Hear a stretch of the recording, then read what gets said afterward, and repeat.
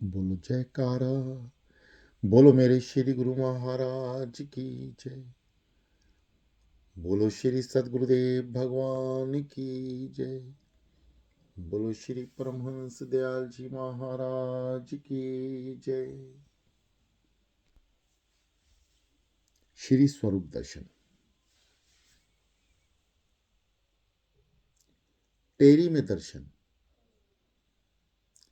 जग तारण कारण जग में सदगुरु तेरा अवतार हुआ।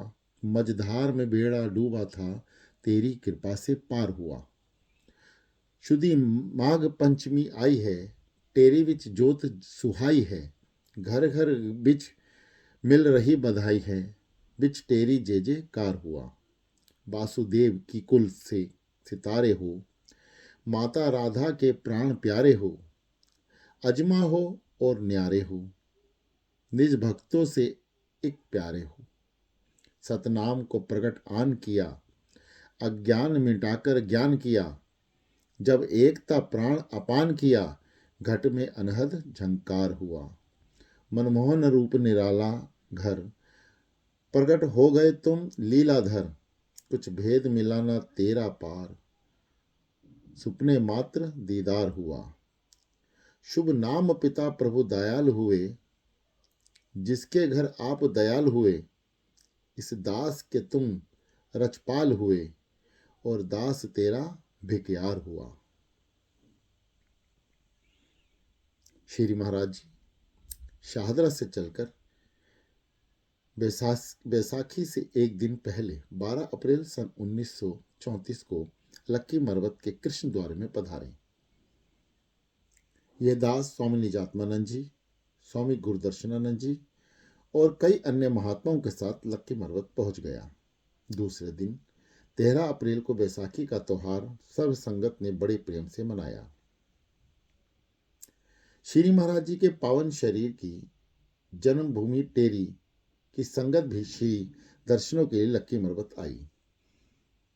लगभग 2 महीने लक्की मरवत के प्रेमियों को दर्शन देकर महाप्रभु टेरी की संगत की प्रेम प्रार्थना पर टेरी तशरीफ लाए। अद्भुत स्वागत। श्री महाराज जी को टेरी लेवा लाने के लिए दीवान भगवान दास जी और दीवान योगराज जी तथा और कई प्रमुख भक्त लक्की मरवत आए थे। जब सतगुरुदेव जी टेरी के नजदीक पहुंचे तो नगर में 4 मील आगे स्वागत निमित्त काफी संख्या में टेरी निवासी सत्संगी पुरुष और माताएं एक सुंदर पालकी सजाकर खड़े थे। अपना प्रेम पूरा करने के लिए उन प्रेमियों ने श्री महाराज जी को पालकी में विराजमान कराया। उस समय हृदय सम्राट के पालकी में विराजमान होने से ऐसा महसूस होता था कि देवतागण परम पुरुष को अपने कंधों पर उठाए फिरते हैं। सभी नर नारी बच्चे बूढ़े सदगुरुदेव जी के दर्शन पाकर अपने घरों की सुधि विसार चुके हैं। जब ये शोभा यात्रा थोड़ी दूर गई तो वहां के कुछ मुसलमान पठान भी बड़ी श्रद्धा भावना से श्री महाराज जी के दर्शन करने के लिए आए। श्री सदगुरुदेव जी के शुभ दर्शन पाकर वे खुशी से नाचने लगे और बोले, यह तो हमारे पैगंबर व ओलियां हैं। ये तो हिंदुओं और मुसलमानों के साझा मालिक हैं। यह दृश्य बिल्कुल वैसा ही था जब स्वामी राम तीर्थ जी अमेरिका गए तो उनके दर्शन करके उन लोगों ने स्वामी राम तीर्थ के प्रति यह श्रद्धांजलि भेंट की थी। जिंदा ईसा मसीह अमेरिका में आए हैं। श्री सदगुरुदेव जी अपनी पवित्र जन्मभूमि के लोगों का प्रेम हमें दिखा रहे थे। ये दास उस प्रेम को देखकर गदगद कंठ से श्री महाराज जी की स्तुति करने लगे। महाप्रभु ने प्रसन्नचित्त होकर आशीर्वाद देते हुए फरमाया, प्रेम में पागल ना बनो और भजन बोलो। तब दास ने श्री स्वामी निजात्मानंद जी का बनाया हुआ ये भजन बोला, जो सब संगत ने बड़े प्रेम के पीछे गाया। गुरुआ ने आन बचाया, सानू सीधे रस्ते लाया। माया जाल नी पड़ी जेवड़ी, बंधन बांध बंधाया। भव की नदी अथाह भई है, डूब गया सो आया। गुरु कृपा ते बंधन छूटे, भव से पार लगाया। वहां पकड़कर लज्या राखी, अपना विपद निभाया। गुरु गोविंद है एक निजात्म, ज्ञान के मार्ग लाया। इस प्रकार अनेक भजन बोलते हुए प्रेमीजन श्री महाराज जी को ले जा रहे थे। जब सतगुरुदेव जी की पालकी टेरी नगर के समीप पहुंची तो एक डोम यानी मारसी, एक लोहे के बर्तन में हरमाल, एक प्रकार की जड़ी बूटी है, सुलगाकर श्री महाराज जी की पालकी के सामने ले आया। जब दास ने यह दृश्य देखा तो मन में बहुत दुख हुआ कि आगे आग लेकर मिलना तो बुरा शगुन होता है, परंतु दास उसे रोक ना सका। इतने में एक महात्मा जी ने दास से पूछा कि इस डोम ने तो अच्छा नहीं किया। महात्मा जी हंसकर बोले, इससे बहुत अच्छा क्या है, यह तो एक शुभ शगुन है। इससे संगत की तरफ से प्रेम भावना प्रकट करते हुए ये हारमाल इसलिए सुलगाई है कि श्री महाराज जी को इस समय बहुत ही सुंदर रूप में है, कहीं उन्हें किसी की नजर न लग जाए। इस प्रकार दास के मन का भ्रम दूर हुआ। सद्गुरु निष्ठा। श्री महाराज जी ने अपने प्रेमी सेवक दीवान भगवान दास जी के घर पधारना था। रास्ते में भक्त अमीरचंद जी का घर आता था। वहीं पर श्री परमहंस दयाल जी की समाधि महासमाधि थी। जब महाप्रभु वहां से गुजरे तो उन्होंने बड़ी भक्ति भावना और श्रद्धा पूर्वक अपने हृदय सम्राट श्री परमहंस दयाल जी की महासमाधि को प्रणाम किया। इस प्रकार श्री सद्गुरुदेव जी दीवान भगवान दास जी के घर में उनके चौबारे पर आकर विराजमान हो गए। उस समय श्री महाराज जी ने दीवान भगवान दास जी से कहा कि आप भक्त अमीरचंद जी से कहो कि वे 1,00,000-2,00,000 चाहे जितना रुपए ले लें, परंतु श्री परमहंस दयाल जी की समाधि हमें दे दें। मैं अपनी भावना पूर्ण करना चाहता हूँ। मैं अपने गुरुदेव की समाधि सोने की बनवाऊंगा और उस पर हीरे जवाहरात लगवाऊंगा। दीवान भगवान दास जी और उनके प्रेमी परिवार ने श्री महाराज जी की बहुत प्रेम पूर्वक सेवा की। दीवान जी के पुत्र दीवान रामस्वरूप जी ने भी सद्गुरु सेवा का पूरा लाभ उठाया। सत्संग वचनों का संग्रह। यहाँ हर रोज श्री महाराज जी सत्संग की अमृत वर्षा करने लगे। एक दिन स्वामी बैरागानंद जी, स्वामी सदगुरु सेवानंद जी, स्वामी गुरु दर्शनानंद जी और दास ने आपस में सलाह की कि महाप्रभु के पवित्र प्रवचनों को लिखा जाए।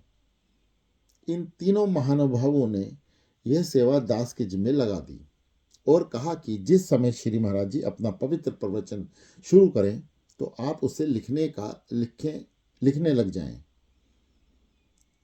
अब यह काम शुरू हो गया। बड़े दुख की बात है कि हम मंद मती पहले ये महान कार्य ना कर सके। गुरुदेव के अनमोल वचन तो सब संसार के लिए कल्याणकारी हैं। दास ने उसी दिन यह सेवा करनी शुरू कर दी। अंतर्यामी श्री महाराज जी ने पहले दिन ही जान लिया कि सत्संग करते करते दास की ओर देखकर पूछा, क्या कर रहे हो? कोई कविता या भजन बना रहे हो? तब मैंने उठकर प्रार्थना की, प्राणेश्वर, यह तुच्छ दास आपके वचनामृत लिख रहा है। श्री महाराज जी बोले, अब होश आई है, पहले तो सब सो रहे थे। चलो अच्छा हुआ कि अब ही जाग आ गई। सदा याद रखो, गुरु का वाक्य गुरु ही है। जिसको गुरु वाक्य की भूल गया वे अपने को सेवक कहलाने का अधिकारी नहीं। हमारे वचनों का ध्यान से संबंध है। आप जब जब हमारे वचन याद करोगे तो आपके ध्यान में तरक्की होगी। अब इस रूहानी खुराक के भंडार भर लो, किंतु ध्यान रखना कहीं इस विचार से हमारे वचन ना लिखना कि दूसरों को सुनाकर बड़े बनेंगे। पहले अपने मन को उपदेश सुनाया करो, फिर उसे व्यवहार में लाने की कोशिश करो। तत्पश्चात वे दूसरों को स्वयं ही पहुंच जाएंगे। हम आपकी इस बुद्धिमत्ता पर बहुत खुश हैं जो आपने अपने हित और लोकहित के लिए ये काम शुरू कर दिया। पहले स्वयं गुरुमुख बनो और इन वचनों को हर समय हृदय में रखो। आपकी आंखों के मध्य मन मंदिर में यह मूर्ति विराजमान रहे। कानों में सदा यही आवाज गूंजे, जैसे मैं अब बोल रहा हूँ, आपके सामने सदा यही नज़ारा बना रहना चाहिए। यही गुरुमुख के लक्षण हैं और यही गुरु की कृपा का सबूत है। यदि शिष्य ऐसा ना कर सके तो उसके पतन का डर होता है। समय बीतने पर मन कहता है कि अब और गुरु का ध्यान करो, बल्कि कई बार ऐसा होने लगता है। वह सच्चा सेवक नहीं जो वेश्या के समान सबका बनता रहे और पूरी तरह से एक का भी ना बन सके। एक सच्चा सेवक वह है जो गुरु के शरीर के होते हुए और शांत होने के बाद भी गुरु को सदा अपने सन्मुख जानता रहे। यदि सेवक का यह विचार हो जाए कि गुरु तो अब मर गए हैं या चले गए, तो उस सेवक का आवागमन सदा बना रहेगा। जो गुरु को जन्म मरण के बंधन में फंसा मान बैठा है, वह खुद कैसे पार होगा। जब तक गुरु को मनुष्य रूप में जानकर उसकी वृत्ति ऐसी ही बनी रहेगी, तो वह हकीकत को नहीं जान सकेगा। हम आपके इस प्रेम पर बहुत खुश हैं। हमारा सत्संग विचार से लिखते चलो। बीच में अपनी मनमानी ना करना, अर्थात अपनी बुद्धि से कोई फैसला ना देना। जो बात समझ में ना आए उसे फिर से समझ कर लिखना। हमारे सत्संग लिखने से तो कभी खत्म ना होंगे, परंतु फिर भी अपना प्रेम पूरा कर लो। हमारी आज्ञा है, भविष्य में ये काम आएंगे। शंका समाधान। टेरी में दादा गुरुदेव जी श्री परमहंस दयाल जी काफी समय विराजमान रहे, इसलिए यहाँ उनकी काफी संख्या में शिष्य थे। उनमें से कई शिष्य को अभी तक ये विश्वास नहीं हुआ था कि श्री परमहंस दयाल जी वास्तव में ही श्री महाराज जी को अपना स्वरूप बना गए हैं। टेरी के नवाब दीवान श्री दामोदर दास जी के मन में ये भ्रम रहा कि हम तो परमहंस दयाल जी के सेवक हैं। जब श्री महाराज जी टेरी में पधारे तो दीवान दामोदर दास जी ने साधारण रूप से आपको सिर झुकाया, प्रणाम किया। उनके मन में यह शंका थी कि हम इनके शिष्य नहीं हैं, फिर इन्हें प्रणाम क्यों करें।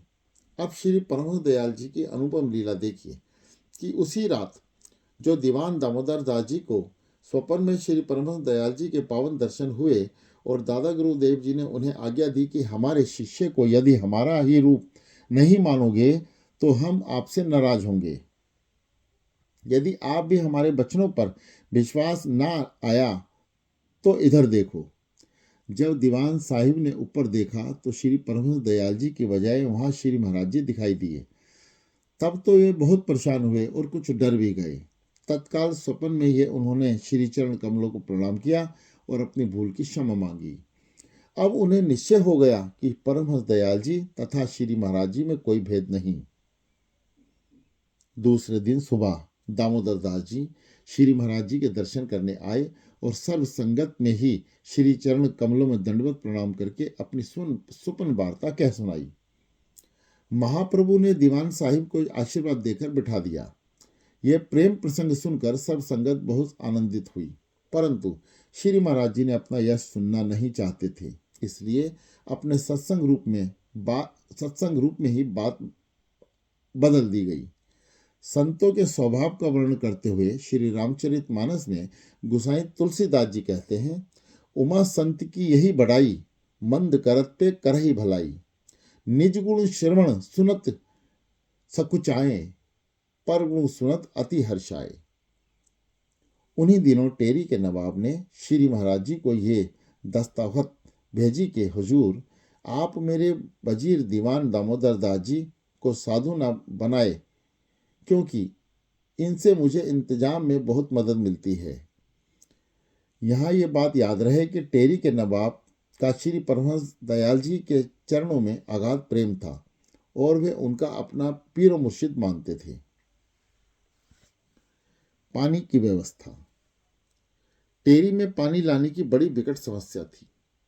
वहां के निवासियों को पहाड़ी से एक फलांग नीचे उतरकर तोई नदी से पानी लाना पड़ता था।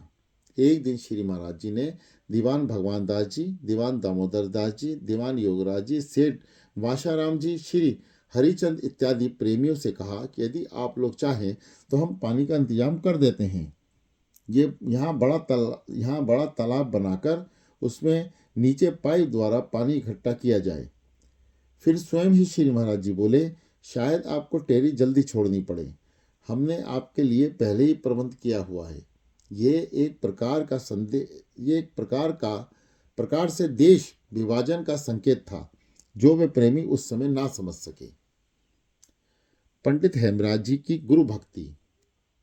टेरी में श्री परमहंस दयाल जी के अनन्य प्रेमी पंडित हेमराज जी भी रहते थे। श्री महाराज जी के शुभ दर्शन करके उन्होंने श्री चरणों में विनती की, महाप्रभु आप मुझे संन्यास भेज दीजिए।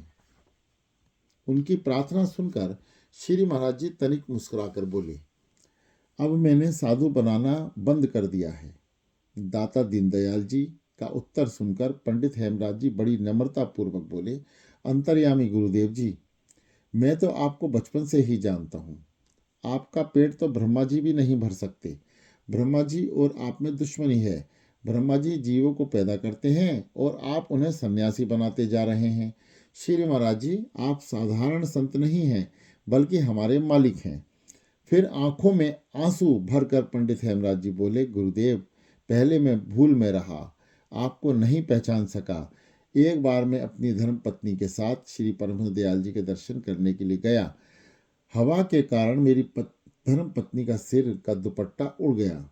आप भी उस समय श्री परमहंस दयाल जी के चरणों में विराजमान थे और अभी आपने संन्यास भेष नहीं लिया था। आप हंस पड़े। मैंने समझा कि आप दुपट्टा उड़ने के कारण हंसे हैं। साथ ही मैंने श्री परमहंस दयाल जी से आपकी शिकायत भी कर दी कि यह सत्संग का कोई अनुशासन नहीं है। मैंने नाराज होकर सत्संग में जाना बंद कर दिया। जब कुछ दिन मैं सत्संग में ना गया तो श्री परमहंस दयाल जी स्वयं मेरे घर पधारे और आपका शुभ नाम लेकर बोले, इस नाम के लिए एक महापुरुष यहाँ आएंगे, आपका शंका समाधान वही करेंगे। श्री महाराज जी में आपकी अज्ञानतावश आपको ना पहचान सका। श्री परमहंस दयाल जी आपको हमारा मालिक बना गए हैं। अब तक हम भूल में रहे। हुजूर, मेरा कसूर माफ कीजिए। ये कहते ही पंडित हेमराज जी जोर जोर से रोने लगे। श्री महाराज जी ने बड़े प्रेम से उन्हें शुभ आशीर्वाद देकर धैर्य बंधाया। पीर हवागीर। एक दिन स्वामी बैरागानंद जी, स्वामी सदगुरुदेव सेवानंद जी, स्वामी गुरुदर्शनानंद जी और यह दास बाहर घूमने के लिए निकले। एक मुसलमान पठान मिला। उसने पाश्ती भाषा में पूछा, आप किसके शिष्य हो? स्वामी बैरागानंद जी ने श्री महाराज जी का पवित्र नाम लेकर कहा, हम उनके मुरीद हैं। उनका उत्तर सुनकर पठान प्रसन्न होकर कहने लगा, आप बड़े खुशनसीब हैं जो आपको ऐसे पीर और मुर्शिद मिले हैं। फिर उसने श्री महाराज जी की प्रशंसा करते हुए कहा, वे तो पीर हवागीर सबके मालिक हैं, मैं उन्हें जानता हूँ। वह प्रभुदयाल यशोदा श्री प्रभुदयाल जी के पुत्र हैं। उस पठान के मुख से श्री महाराज जी की प्रसन्नता सुनकर हमारा मन बहुत प्रसन्न हुआ। दयालु प्रभु। एक दिन एक माता जी का शरीर छूटने लगा। कुछ भक्तों ने श्री महाराज जी से प्रार्थना की, आप इन्हें चलकर दर्शन दें। दाता जी दयाल जी हंसकर बोले, पहले जाकर उनसे पूछो तो सही कि वो मेरे वहां जाने की जरूरत है। उन प्रेमियों ने माता जी से जाकर कहा, श्री महाराज जी फरमाते हैं कि हम आए। माता जी ने बड़े प्रेम से अपनी चारपाई के पास पड़ी हुई खाली कुर्सी की तरफ इशारा करते हुए कहा, श्री महाराज जी तो यहीं विराजमान हैं और मैं उनके शुभ दर्शन कर रही हूँ। माता जी का उत्तर सुनकर वे प्रेमी बहुत हैरान हुए। फिर गुरुदेव जी के पास पहुंचकर उन्हें बड़ी नम्रता पूर्वक सारी बात कह सुनाई। उनकी बात सुनकर श्री महाराज जी ने तनिक जोश में आकर बोले, वे माता तो मनुष्य सदन शरीर धारण किए हुए है, उनके कल्याण में भला क्या शक है। मेरा प्रण है कि टेरी के कुत्ते भी गुरु मंत्र उच्चारण करते हुए शरीर छोड़ेंगे और उन्हें भी उत्तम मानव शरीर मिलेगा। श्री महाराज जी के ये गुण वचन सुनकर सभी प्रेमी विस्मित रह गए। अनमोल धन गुरु सेवा। इस प्रकार श्री महाराज जी 3-4 महीने सीमा प्रांत में विराजमान रहे। अब सदगुरुदेव की मौज पंजाब लौटने की हुई। टेरी निवासी प्रेमी श्री महाराज जी को किसी प्रकार भी पंजाब नहीं जाने देना चाहते थे।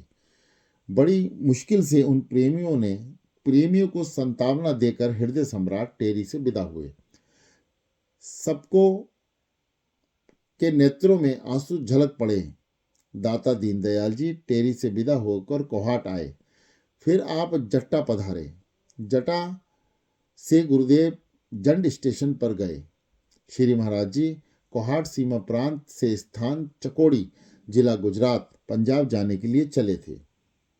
जंड अटक नदी के किनारे स्थित था। श्री महाराज जी फर्स्ट क्लास वेटिंग रूम में विश्राम करने लगे। इतने में महाप्रभु ने अपनी मौजवश दास को आज्ञा दी कि हमें भोजन कराओ। यह सेवा पाकर मुझे बहुत प्रसन्नता हुई। श्री महाराज जी वेटिंग रूम में के बाहर बरामदे में भोजन कर रहे थे। इतने में गाड़ी आ गई। महात्मा जान सामान संभालने लगे। गुरुदेव ने दास को आज्ञा दी कि पानी की सुराही और गिलास लेकर जल्दी फर्स्ट क्लास के डिब्बे में जाओ। मैं आज्ञा पाकर सुराही लेकर दौड़ा। बरामदा पक्का था और जमीन से 3 फुट ऊंचा था। उसके आगे पथरीली जमीन थी। जहां बरामदा खत्म होता था वहां मुझे ध्यान ही ना रहा कि संभल कर उतरना है। वह एकदम पत्थरों पर गिर पड़ा। हाथ पांव और बाकी शरीर में काफी चोटें आई। जख्मों से खून बह निकला। श्री महाराज जी पीछे पीछे आ रहे थे। उन्होंने मुझे गिरते देखा तो एकदम चिल्लाए, दौड़ो दौड़ो, मर गया मर गया।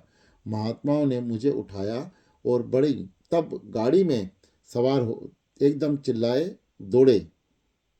महात्माओं ने मुझे उठाया और तब गाड़ी में सवार हो गए।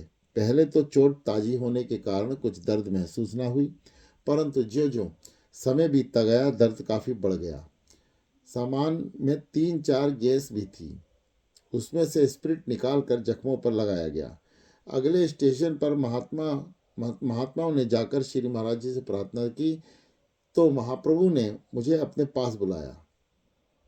श्री हजूर कहने लगे, बताओ तुम्हें चोट लगी है कि पत्थरों को? पत्थर फटे हैं या तुम्हारा शरीर फटा है? दर्द तुम्हें हो रहा है या पत्थरों को? इस प्रकार महाप्रभु मेरा दिल बहलाने लगे। इस दास को ऐसा महसूस हुआ कि श्री महाराज जी ने अपनी कृपा दृष्टि से सारी पीड़ा हर ली। इस प्रकार रावलपिंडी स्टेशन पर पहुंचे। वहां स्टेशन पर खुरमानी बेचने वाले आए। श्री महाराज जी ने हुक्म दिया, एक टोकरा खुरमानी लो। खुरमानी से भरा टोकरा डिब्बे में पलटवा लिया गया। डिब्बे में उस समय श्री महाराज जी के अतिरिक्त स्वामी गुरुदर्शनानंद जी और ये दास ही था। खुरमानियों को इकट्ठा करके चादर पर रख लिया गया। तब श्री महाराज जी ने भोग लगाया और सबको खुरमानियाँ खाने के लिए आज्ञा दी। इस प्रकार ये लीला करते करते गुरुदेव लाला मूसा स्टेशन पर पहुंचे। लाला मूसा स्टेशन पर श्री महाराज जी वेटिंग रूम में विराजमान हो गए। वहां से आगे जाने का प्रोग्राम अभी बन रहा था कि ग्वालियर की ओर जाएं या चकोड़ी स्थान पर जाएं। यहाँ से गाड़ी शाम को जाती थी। प्रतीक्षालय में हाथ के खींचने वाला छत का पंखा लगा हुआ था। गर्मी बहुत ज़्यादा थी। स्टेशन से 2 कुलियों को पंखा खींचने के लिए बुलाया गया। कुछ समय तक उन्होंने सेवा की। फिर उन्हें 5 रुपये और प्रसाद देकर विदा कर दिया। ये दास उस समय श्री महाराज जी के चरण सेवा कर रहा था। कुलियों के जाने के बाद यह सेवा दास को दी गई। काफ़ी समय तक मैं बड़े प्रेम पूर्वक वहाँ सेवा करता रहा। तब गुरुदेव ने दास से कहा, कुलियों ने तो 5 रुपये लेकर सेवा की है, अब बताओ कि तुम्हें क्या दिया जाए। इस दास ने उस समय श्री गुरुदेव भगवान जी के चरण कम पकड़े हुए थे। उसी अवस्था में दास ने विनती की, श्री महाराज जी मुझे तो इन्हीं चरणों की जरूरत है। महाप्रभु बोले, प्रेमी तुमने सेवा की है, इसका फल तो तुम्हें जरूर मिलना चाहिए। कुलियों ने यदि 5 रुपये लिए हैं तो तुम 10 ले लो। चरण लेकर क्या करोगे? मैंने प्रार्थना की, श्री महाराज जी मैं इन चरणों का दास हूँ, इन चरणों के अतिरिक्त मुझे कुछ नहीं चाहिए। दाता दीनदयाल जी ने फिर अपनी मौजबूश बोले, मैं इतना भोला नहीं हूँ कि इस सेवा के बदले अपने चरण दे दूँ। फिर श्री महाराज जी स्वामी अजूनियानंद जी को हुक्म दिया, लाओ इसे 100 रुपये दे दो। दास ने रुपये लेने से इनकार कर दिया। तब श्री महाराज जी ने फरमाया, अच्छा 1000 रुपये ले लो। मैंने अपने नेत्रों से आंसू बहाकर प्रार्थना की, श्री महाराज जी मुझे तो केवल यही चरण चाहिए। यदि धन संपत्ति की इच्छा होती तो संसार का त्याग क्यों करता। दास की विनती सुनकर श्री महाराज जी अत्यंत कृपा करते हुए फरमाया, सार शब्दानंद, जब आपने तन मन धन दे दिया तो ये चरण तो आपके उसी दिन हो गए। वास्तव में सेवक को यही मांगना चाहिए। यहाँ पर स्वामी गुरुदर्शनानंद जी ने गुरुदेव को चकुड़ी आश्रम में पधारने की प्रार्थना की, परंतु श्री महाराज जी की मौज शिमला जाने की हुई। लाला मूसा से श्री महाराज जी वापसी अजूनियानंद जी और कुछ महात्माओं जी के साथ शिमला पधारे। यहाँ कुछ दिन विश्राम करके दाता दीन दयाल जी भगड़े वाली आश्रम में तशरीफ ले आए। भगड़े वाली में प्रेमी संगत को कुछ दिन अपने शुभ दर्शन देकर सदगुरुदेव जी चकोड़ी आश्रम लौट आए। मनमानी का फल। एक बार श्री महाराज जी ने इस दास को सेवा निमित्त चकोड़ी से चिन्नौट जिला झंग भेजा। गुरुदेव की आज्ञा अनुसार मैं चिन्नौट से जहांगीर गांव पहुंचा। यह गांव लायलपुर से 11 मील दूर था और कच्ची सड़क वहां तक जाती थी। मेरे पास काफी सेवा थी। जहांगीर गांव से सुबह जलपान करके मैं लायलपुर जाने के लिए तांगे पर सवार हुआ। तांगे में 3-4 सवारियां भी थीं। अभी थोड़ी ही दूर गए थे कि उसमें एक ऐसा महसूस होने लगा कि मेरे आंखों की ज्योति धीरे धीरे मंद पड़ रही है। मेरी आंखों के आगे अंधेरा छाने लगा। मैंने समझ लिया कि कोई साधारण धुंध या जाला सा होगा। मैंने इसलिए कई बार आंखें मली, परंतु अंधेरा बढ़ता ही गया। थोड़ी देर बाद आंखों की रोशनी बिल्कुल बंद हो गई। मैंने श्री गुरु महाराज जी के चरणों में प्रार्थना की, दाता जी, ये क्या लीला है कि मुझे इस प्रकार अंधा क्यों बना दिया है। मन में थोड़ा डर भी था कि मेरे पास सेवा का धन है, कहीं ऐसा न हो कि सवारियां उसे छीन लें। अब मैंने तांगे वाले से पूछा, भाई लायलपुर कितनी दूर है। उसने कहा, अभी 4 मील है। दास ने मन ही मन श्री चरणों में प्रार्थना की, महाप्रभु, आप तो दयालु हैं, दिव्य दृष्टि प्रदान करने वाले हैं, किंतु आपने तो मेरी बाहरी नजर भी छीन ली। मुझसे क्या कसूर हुआ जो मुझे ये सजा मिल रही है। मैंने मन ही मन सोचा कि श्री महाराज जी ने तो केवल चिन्नौट जाने की आज्ञा दी थी, परंतु तुम तो एक गांव और गोकुबाल अपने संबंधियों के पास भी 1-2 दिन बिना आज्ञा के रह गए हो, तो ये जुल्म की सजा है। कई बार आंखें खोली परंतु कुछ दिखाई नहीं दिया। इस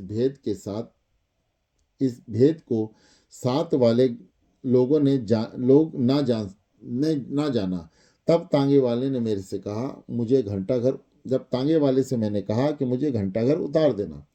तांगे वाले ने उत्तर दिया, तांगा कचेरी बाजार से अड्डे पर खड़ा होगा। मैंने सोचा कि अड्डे से भक्त गुरुदयाल जी का घर 1 मील दूर है, वहां तक कैसे पहुंचूंगा।